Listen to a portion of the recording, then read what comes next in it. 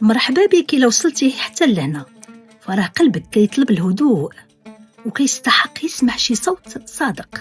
أنا معاك هنا في سرباء الصدى، أين يمشي الصوت ويبقى الصدى.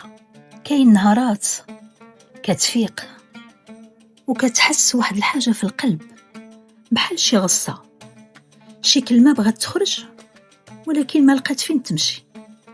كتحس براسك باغي تهدر، باغي تقول شي حاجة، ماشي اعتذار، ماشي ندم، غير باغي تخرج داك الشي اللي مخنوق بالداخل ديالك، ديك الهضرة اللي كدوس بالك بالليل والوجع اللي كيتراكم في النهار. كتجيب التليفون، كتبدي تقلب في الأسماء، ها الواتساب، ها الانستغرام، ها الفيسبوك، وكتسول راسك مع من نقدر نهضر، مع أن اللائحة طويلة، مع من نقدر نكون أنا بلا قناع. وكتدوز من اسم لاسم وكتسد، حيت ماشي أي حد كنعطيوه السر ديالنا، أو مانيش عارف كندير نوصل ليه شنو اللي عندي في القلب. صعيب بزاف، صعيبة الفضفضة. كتقول أنا باغي نهضر وما لاقي معاه من، كتحس براسك كتغرق شوية بشوية، والمشاعر كتجري والذكريات كتطلع، والصوت الداخلي كيقول هدر ياك غادي ترتاح، ولكن ما كتخرج حتى كلمة. كتقول ويلا هضرت كاع شكون غادي يفهمني، شكون غادي يسمع بلا ما يحكم، شكون غادي يسمع بلا ما يزيد عليا. وكيجيك داك الخوف، غادي نبان ضعيف إلا هضرت، غادي نبان محتاج، غادي نبان ماشي بخير. وفي التالي كتسد فمك وكتبلع داك الشي وكتكمل نهارك بحال إلا حتى شي حاجة ما وقعت. ولكن الحقيقة الإنسان ماشي آلة، الإنسان محتاج يهضر باش ما يتفجرش من الداخل وباش ما يمرضش. الإنسان محتاج يفضفض باش ما يبقاش القلب عامر.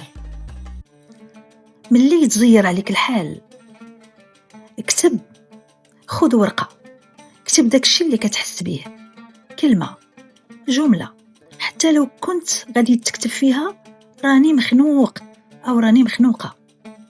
هاد الكتابة غادي تفرغ الضغط اللي عندك بنسبة كبيرة، وهاد الشي أنا مجرباه. ماشي ضروري يكون صديق مقرب تهضر معاه، يكفي واحد يسمع بلا ما يحكم.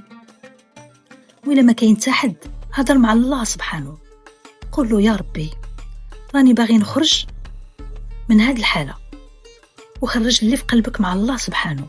ربي غادي يسمع لك وغادي يستجب لك إن شاء الله.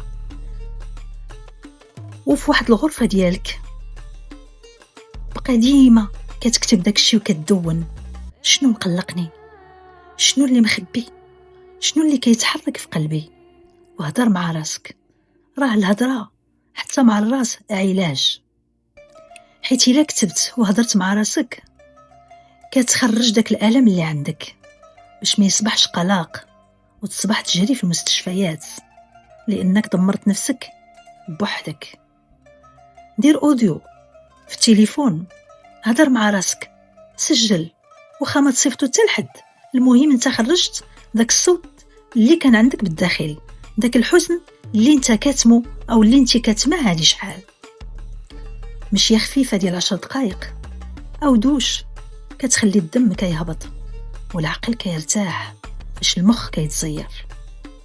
ماشي حشومة يهضر الإنسان، ماشي ضعف، ماشي كل واحد خصو يسمعك، ولكن انت خصك تخرج داك الشيء اللي مزيرك. ماشي قلة شخصية أنك تتصل بإنسان وتهضر معاه، باش تبقى الروح ديالك خفيفة والقلب مرتاح والعقل واضح.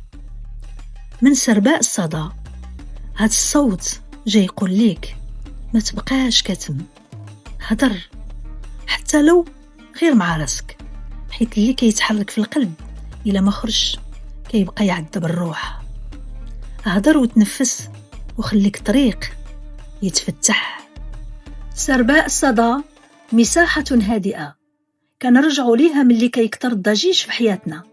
هنا الصوت كيصبح دواء، والكلمات كتلقى طريقها للروح بلا ما نضغطوا عليها. أنا عائشة الرقراقي كنحكي بصوت على القصص اللي كنخبيوها بين السطور، لحظات القوة، لحظات الضعف، التعب، بداية جديدة، وذكريات اللي علمتنا نوقفوا على رجلينا من جديد. هنا غادي تلقاي حديث صادق، حنان، تجارب نسائية، تأملات من القلب للقلب، وفضفضة من القلب. سرباء الصدى، قناة صوتية ومواضيع اجتماعية تهمك. إذا عجبكم المحتوى لا تنسوا الاشتراك في القناة وتفعيل الجرس ليصلكم الجديد، ولكم مني أغلى التحيات.